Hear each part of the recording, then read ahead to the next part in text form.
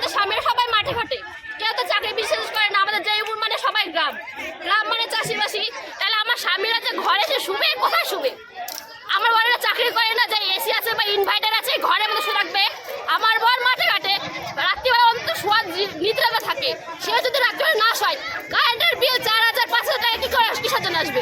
একটা যেহেতু বাল্ব চলে, বাচ্চারা থাকে না, স্কুলে যাবে, স্কুলে ভ্যান চলবে না, কবে থেকে এই সমস্যা? এই মাসটা করে ধরতে গেলে এই মাসটা করে দেওয়া গালি সেই অবশ্যই, কিন্তু এই গরম পড়ে একটা জোড়া বাদ নাই যে কারেন্ট থাকে না, ভোল্টেজ কিসের জন্য থাকে না? অন্য অন্য দেশে থেকে আমাদের এই দেবীপুরে কেন আসে না সেটা বলেন। আমরা এটা বিচার চাই, এটা চাইতেই হবে যতক্ষণ না দরকার। আমরা এই অবরোধ কোনোদিন করব না। কি চাইছেন আমরা আপনারা? চাইছি হয় নতুন টেবিল আনতে হবে, ট্রান্সমিটার আজকে বসাতে হবে, যদি না হয় আমরা বড় ম্যাচ উঠবো এখান থেকে। আমাদের হয় মরণ যদি হতে হয় তো আমরা মরবো, তাও রাজি আমাদের আজকে বসাতে হবে। আপনার নাম? আমার নাম মৌসুমী দাস।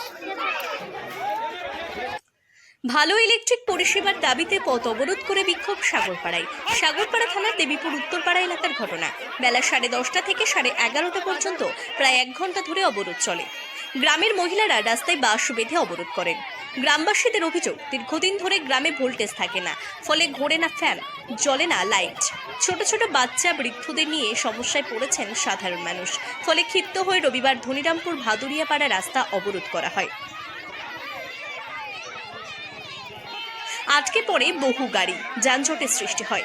সঙ্গে সঙ্গে ঘটনাস্থলে পৌঁছয় সাগরপাড়া থানার পুলিশ প্রশাসন। পুলিশ পৌঁছে নতুন ট্রান্সফরমার বসানোর প্রতিশ্রুতি দিলে অবরোধ উঠে যায়। ব্যুরো রিপোর্ট, গ্রাম বাংলা নিউজ। সবার সাথে, সবার পাশে।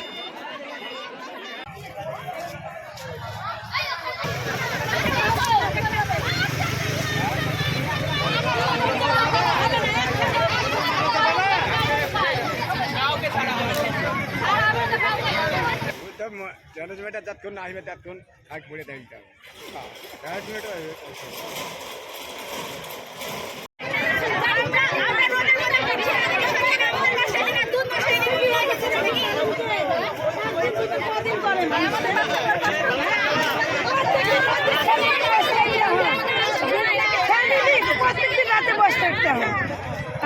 প্রতিদিন কারেন্ট থাকে না, কারেন্ট থাকলে ভোল্টেজ থাকে না, বাড়িতে সব বাচ্চারা ঘুমোতে পারে না।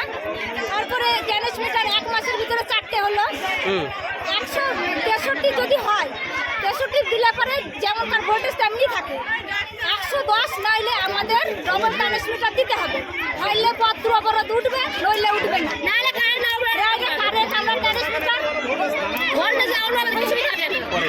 কি সমস্যা হয় আপনাদের? সমস্যা কি হয়? ভোল্টেজ থাকে না, গ্যানেশ মিটারে দিনের বেলা থাকে না, রাতে থাকে না, দিনের কারেন্টের অনুমোদন হয় কি করে? আমাদের কিছু নাই, শুধু ফ্যান আর বদলে 1300 টাকা করে বিল আসে। তারপরে কারেন্টের থাকে না, ভোল্টেজ থাকে না, বিল আসে কি করে? বাড়িতে ফ্যান বাল্ব কি চলে না ঠিক মতো? না, ওয়ালি তো চলে না, আমাদের চলে না। আবার ভোল্টেজ দিয়ে কি করব? আপনাদের দাবি কি? আমাদের দাবি হলো যে নতুন ট্রান্সমিটার দিতে হবে ডবল, নাহলে 110 দিতে হবে। আচ্ছা, অবরোধ কতক্ষণ চলবে? যতক্ষণ